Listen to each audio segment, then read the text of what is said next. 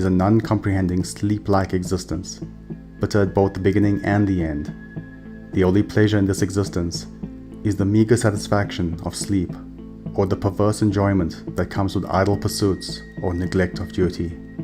There is nothing, anywhere on earth or in the higher worlds, which is free from the three gunas, for they are born of nature, Prakriti.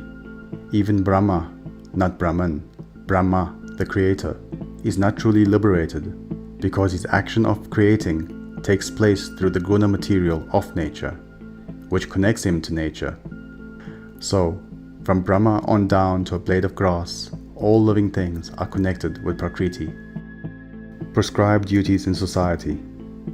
Arjuna, I have mentioned the importance of doing one's duty.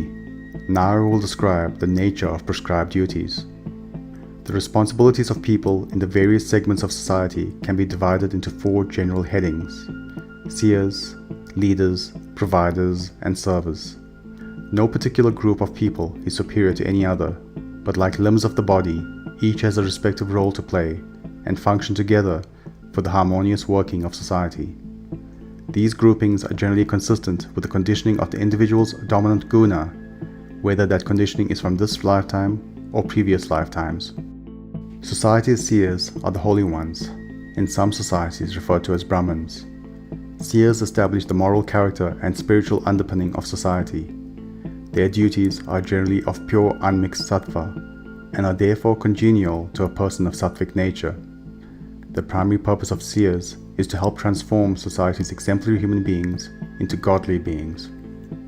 The primary purpose of society's leaders, referred to as Kshatriyas, is to help transform ordinary human beings into exemplary human beings. They are expected to guard the welfare and prosperity of society by serving the people. They must lead by inspiring people through a good example, and yet be ready to enforce their authority. Society's providers and servers are, respectively, the business people, referred to as Vaishyas, and the workers, referred to as Shudras. The combined responsibilities of these two groupings are to prepare, supply, and equip society with the goods and services it needs. Providers are charged with the activities of economics and commerce, such as growing food. Servers are foundation. They provide the strength and sinew of society. Although there are different expectations of the four groups, remember that the practices conducive to spiritual growth are within the competencies of all people in all groupings of society. Achieving the Godhead. All humanity is born for ultimately achieving perfection. Through being devoted to one's duties, each person will find this perfection. The person who bores his or her duty will never become fulfilled. Through doing work selflessly, with no attachment to the outcome, and doing it as an act of devotion to the divine, you attain fulfillment and spiritual perfection. Convert your earthly existence into worship. The one who does this is truly a yogi. Your nature dictates that you perform the duties attuned to your disposition. Those duties are your dharma, your natural calling. One should not abandon one's duties, even though they may seem tainted. True yogis perform their duties faithfully as acts of devotion to the divine, and thus free themselves of any contamination. Achieving perfection. Arjuna, I will now briefly profile the qualities that make the loving yogi one with me, Brahman, the Godhead. There is no higher achievement in life. Free your mind and heart of delusion. Be self-restrained. Give up the ego. Subdue your senses through steady will. Put aside the likes and dislikes so burdensome in life. Seek solitude. Eat but little. Lead a simple, self-reliant life, curbing your thoughts, speech, and actions. Be detached, impersonal. Engage your mind always in concentration, contemplation, and meditation on the Godhead. Cast from yourself all egotism, violence, arrogance, desire, anger, and attachment. Turn your back on luxuries and property. Possess very little, and shed any sense of mind. Be calm, at peace with yourself and all others.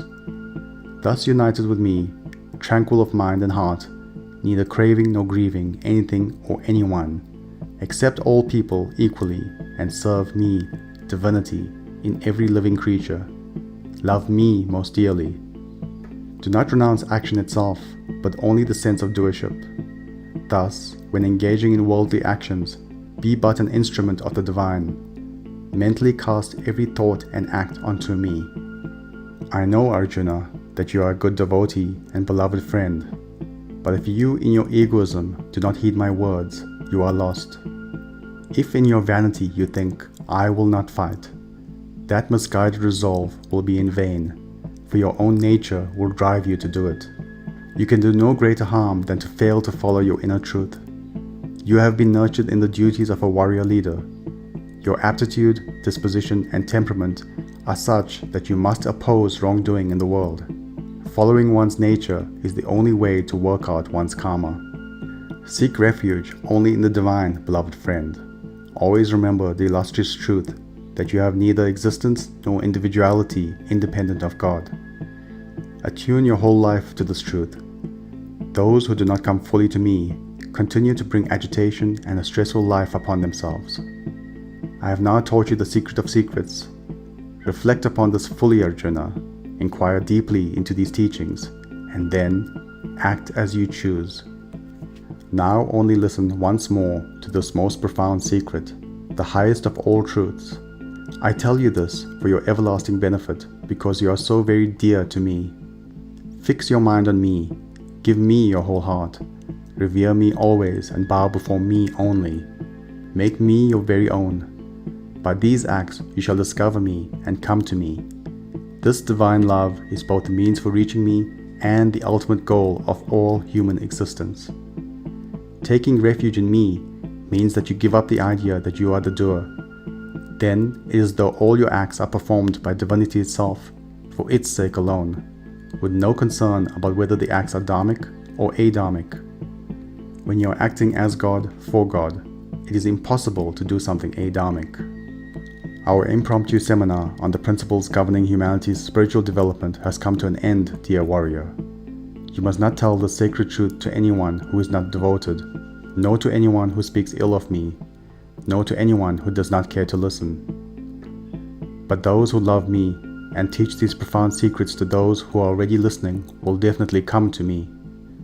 No one renders a higher service to me than this, and no one on earth is dearer to me. Those who, although not given to teaching others, study the sacred dialogue, are also directly revering me. And even those who simply listen to these words, with faith and acceptance, are liberated from the misfortunes of life and attain the happier worlds. You have been attentive, Arjuna, but have you grasped and understood this teaching?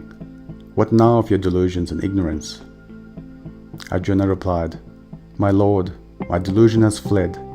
By your grace, the light has dawned. My doubts are gone, and I stand before you, ready to do your will. Thank you for watching so far. I hope you enjoyed. If you did, please hit the like button. If you're new here, please subscribe. This will ensure that more people can find this resource. Click the notification button so that you can be the first to know about new uploads. And please do comment below. I'll do my best to reply to any questions. Thank you.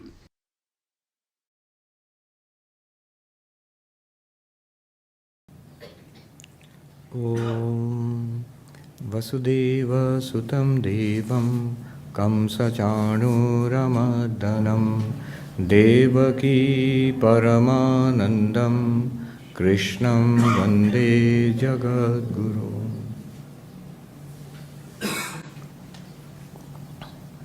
Sri Ramakrishna said that the goal of human life is God realization. Swami Vivekananda said the goal of human life is to manifest the divinity within us. Now, if we are asked that, our first reaction is, well, maybe that is the goal of human life. It should be the goal of human life, but that's not really my goal at the moment. What is my goal at the moment? My goal at the moment is, I guess I need to earn money and take care of the family and my job and my role in community, maintain good health, be happy in general. But all of those things, if you analyze, if you generalize, what are we trying to do? What we are trying to do is, we are trying to be happy, we're trying to overcome suffering, we're trying to attain happiness and peace. Attainment of happiness and overcoming suffering, that is our prime motivation. Whether you are doing it in a worldly sense or in a spiritual sense, the deep motivation, the underlying motivation